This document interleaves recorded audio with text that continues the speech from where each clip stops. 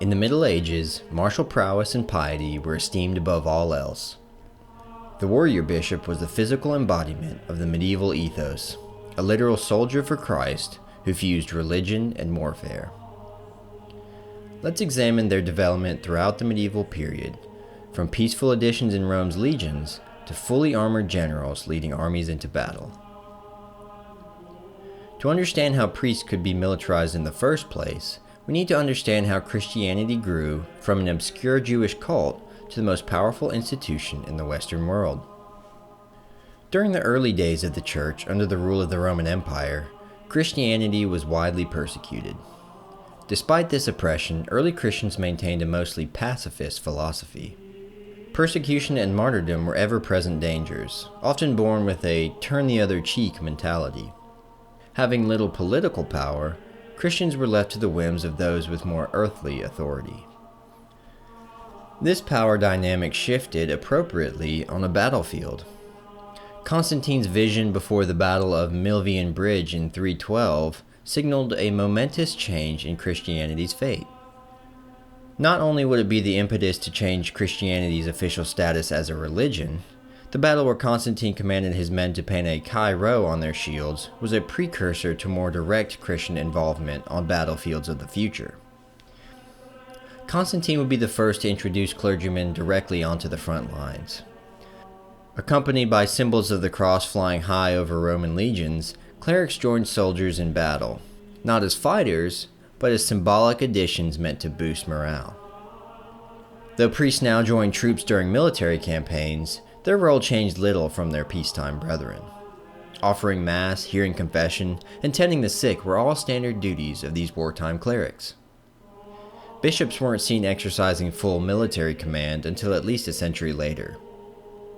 One of the first examples of a bishop directing an army took place shortly after Easter in 429, when Germanus, bishop of Alticiadorum, assumed leadership of the Britons to defend against a Saxon raiding party.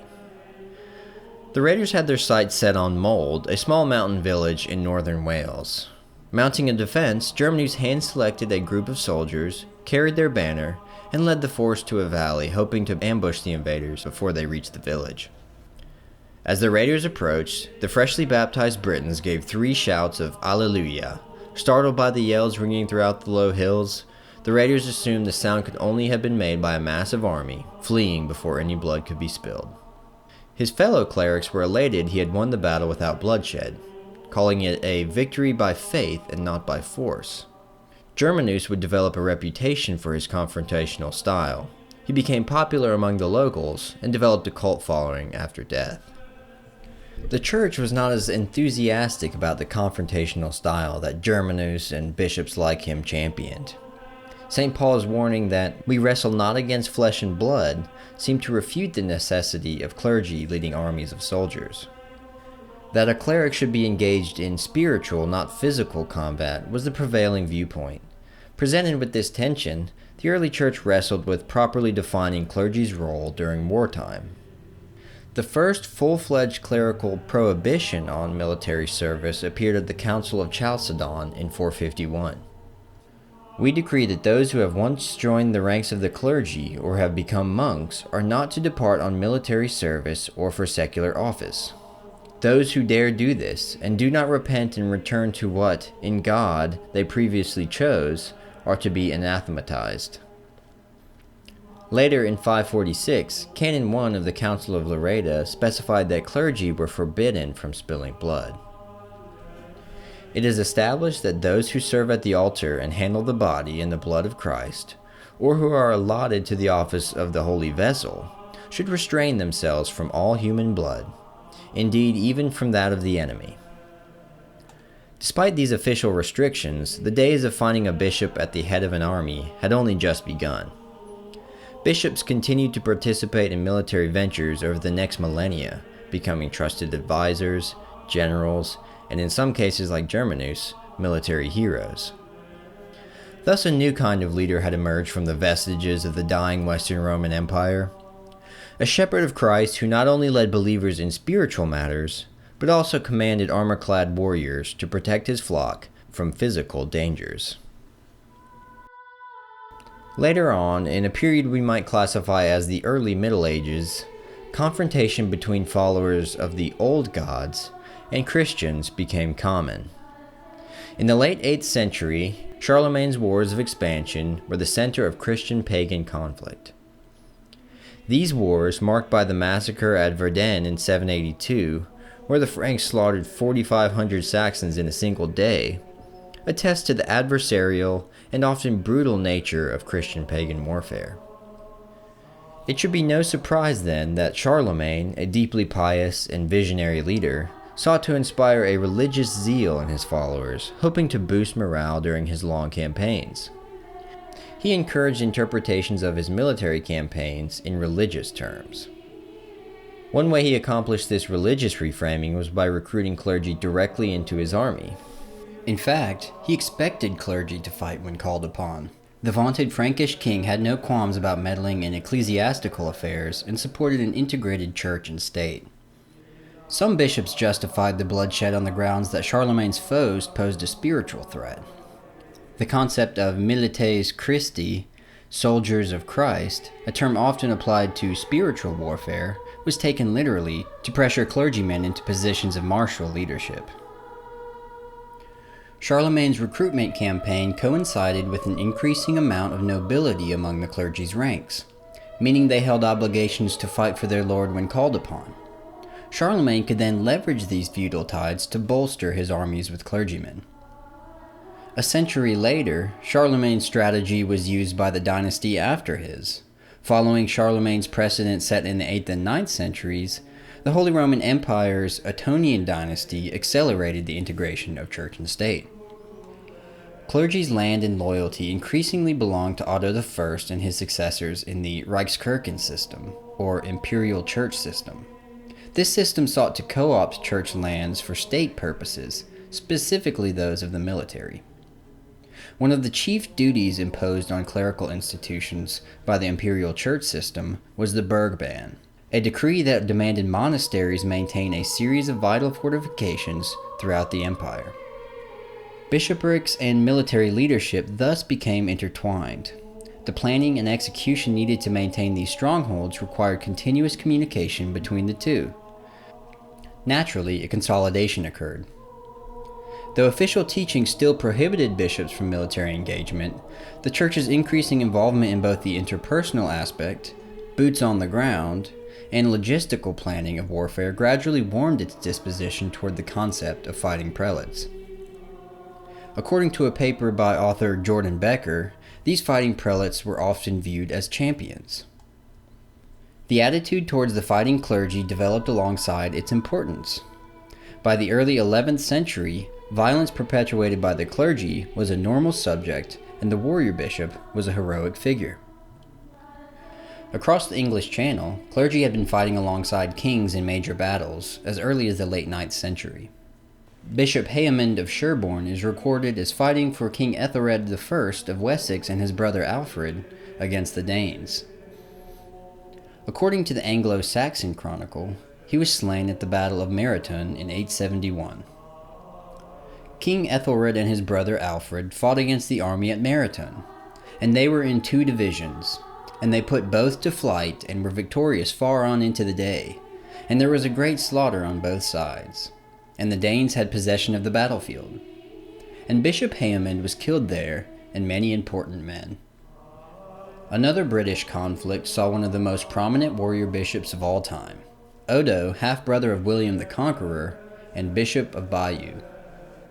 Odo fought alongside Duke William in 1066 during the invasion of England.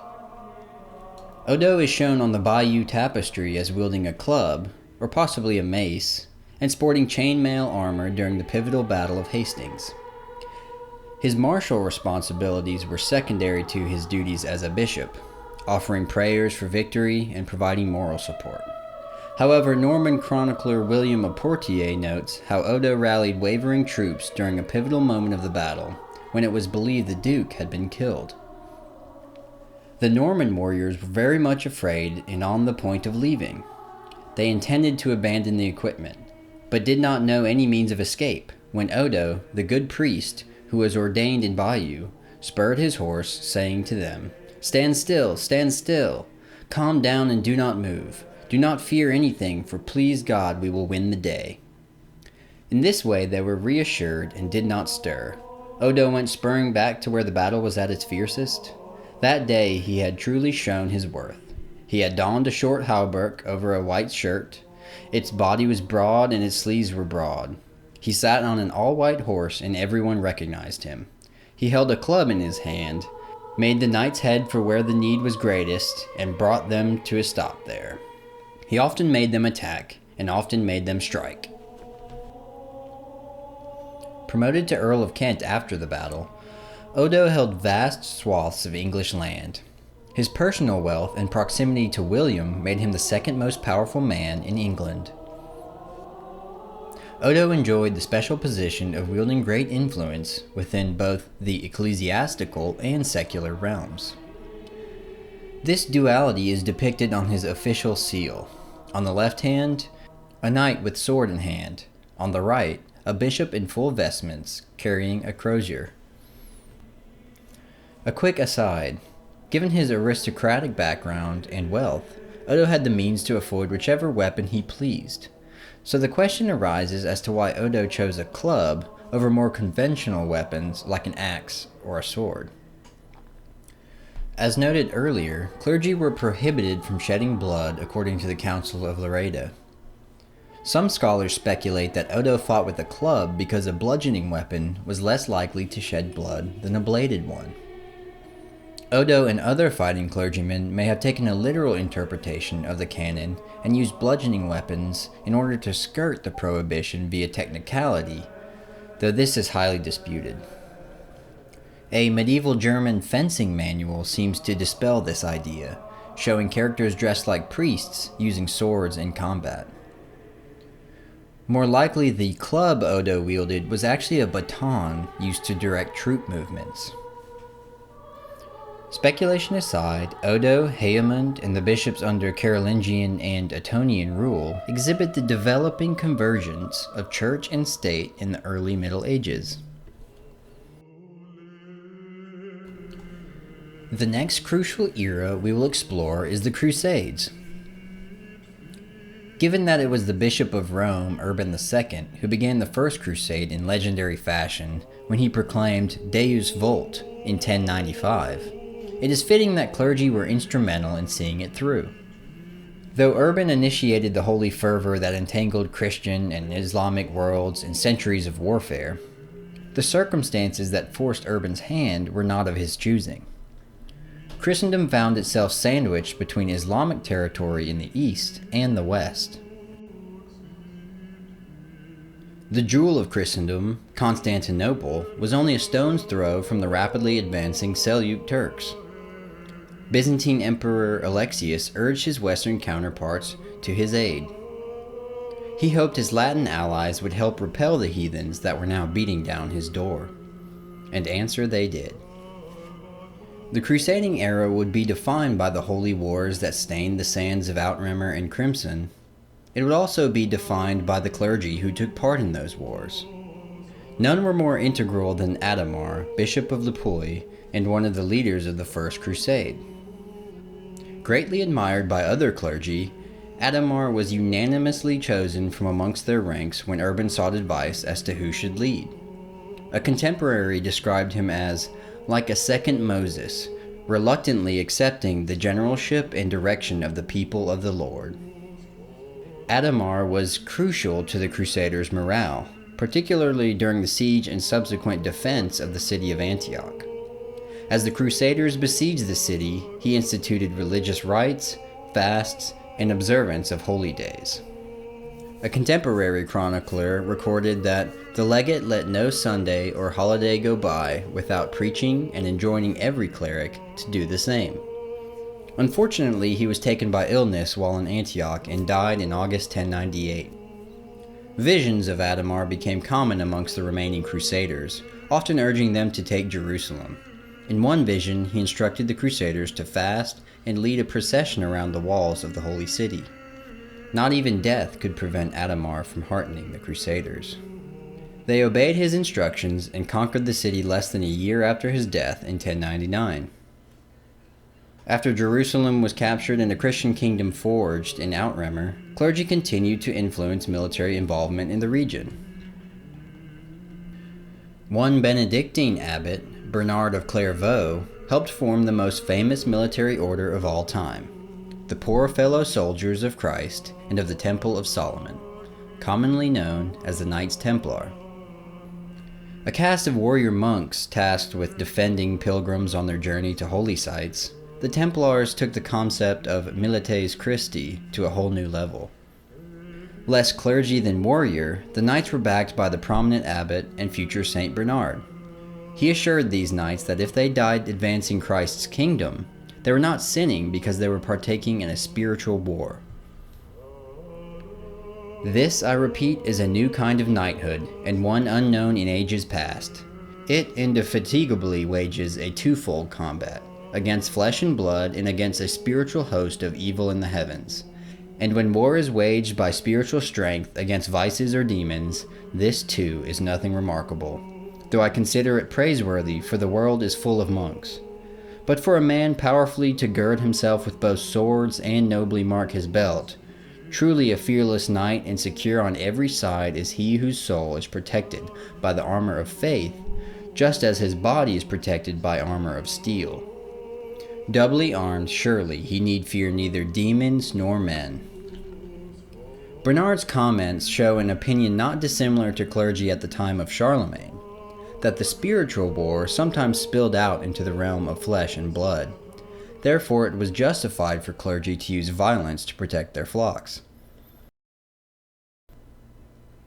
By the late Middle Ages, crusading fervor dwindled, but bishops continued to play a role in military conflict. In 1346, the Battle of Neville's Cross saw a total of 6 bishops involved in the fight. A thoroughly Catholic-on-Catholic conflict, Neville's Bridge shows that bishops' involvement in war was not always confined strictly to interreligious disputes, and they sometimes battled with other Christians. Which leads us to one of the most interesting characters of all. A character who engaged in nearly unceasing battles against fellow Christians, historical juggernaut Julius II, also known as the Warrior Pope, was perhaps the apex of the evolution of the warrior bishop. Julius was elected to the papacy in 1503 amidst the thick of the Italian wars. As Pope, he embraced the back-and-forth political jostling of the various powers vying for the Italian peninsula, and took an active role in the military affairs of Rome. His main military aspiration was to regain former lands of the diminished papal states. Though not the first warrior cleric to occupy the chair of Peter, Julius left a legacy unmatched by those before him. Few figures have surpassed the sheer gravitas of Julius II. A close friend of Michelangelo and an avid patron of the arts, the Pope was characterized as a man of culture with a warrior spirit. An extremely violent temper meant he often lost self-control and was said to be rude and often even vulgar in manner. Despite his abrasive mannerisms, he was resolute in his decision-making and, quote, everywhere he saw and sought out greatness. Not content with simply directing campaigns from his papal palace in Rome, Julius demanded to lead armies in person, acting as commander on the field of battle, suited in armor with sword in hand. As Machiavelli wrote in his political masterpiece, The Prince, all armed prophets have been victorious, and all unarmed prophets have been destroyed. Julius preferred to be an armed prophet. As Pope, he led armies on at least 2 occasions. The first in 1506 to expel the tyrant of Bologna, Bentivoglio. Julius marched with the French contingent into the city as Bentivoglio fled. The second saw the Papal States capture the city of Ferrara in June of 1512. During his military excursions, Julius commissioned what is today the world's oldest army, the Swiss Guard. Originally co-opted as a mercenary force used to bolster his military, the Guard soon earned distinction as fierce and loyal fighters. Julius referred to them as defenders of the Church's freedom, an epithet which reveals how he saw the Church's conflicts at the time. Not expansionist wars for land and resources, but wars of reclamation to ensure the church's autonomy and stability. The warrior pope had no qualms about jumping in the fray of political disputes or even full-fledged wars, hoping to carve out Christ's kingdom with bravado and blood rather than through merely prayer and penance. Julius's tactics were not only controversial by today's standards. In his own time, the faithful were often left questioning where his spiritual authority began and his earthly power ended. Many saw his unrestrained political and military involvement as tyrannical, and his hands-on pontificate led directly to the Protestant Reformation a few years after his death, transforming the Church and the Western world forever. As the dust settled in the wake of the Reformation, the Church, governments, and militaries transformed. The proliferation of professional armies in the 15th, 16th, and 17th centuries meant feudal levies were increasingly uncommon. Bishops and other clerics were no longer tied to their lord's military ambitions. The prevalence of fighting clergy greatly diminished from their heyday during the medieval period. Some clergy could be found in battles up until the 20th century, but these were rare and never included high-ranking churchmen like bishops. These later fighting priests also lacked the backing of the ecclesial body. The days of bold bishops like Odo, who fought alongside the conqueror, or Adhemar, who led a crusade and inspired his men to reclaim Jerusalem, were all but over. So we've reviewed a brief history of medieval warrior bishops, but one pressing question remains. Did bishop helmets like this actually exist? Unfortunately, this very beautiful piece is a modern recreation, and no similar work dating from the medieval period has ever been found. However, the Rochester Chronicle, written by a monk called Edmund of Hadenham, is a 14th century medieval manuscript that contains an interesting depiction on the top right corner of one of its pages. The image appears to be of a mitre and helmet combination similar to the modern one we saw previously, so it's possible they were real. Thanks for watching this video. Please like, comment, and subscribe if you liked more. And please check out our X account for daily content like this, and consider becoming a member of our channel to support our work.